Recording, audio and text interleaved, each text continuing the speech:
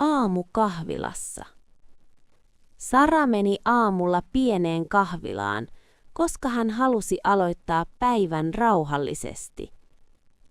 Hän tilasi cappuccinon ja croissantin ja istui ikkunan viereen katsellen kadulla kulkevia ihmisiä. Ulkona satoi hiljaa lunta ja lapset leikkivät kevyesti pihalla. Sara hymyili ja mietti päivän suunnitelmiaan. Hän aikoi myöhemmin käydä kaupassa ostamassa vihanneksia illallista varten ja ehkä tavata ystävänsä kahvilassa uudelleen.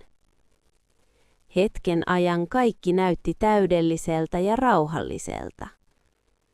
Sara kirjoitti nopeasti pienen muistiinpanon puhelimeensa ja joi cappuccinonsa hitaasti, nauttien lämpimästä juomasta ja rauhallisesta aamusta. Sanat: cappuccino, croissantti, ikkuna, lapset, muistiinpano.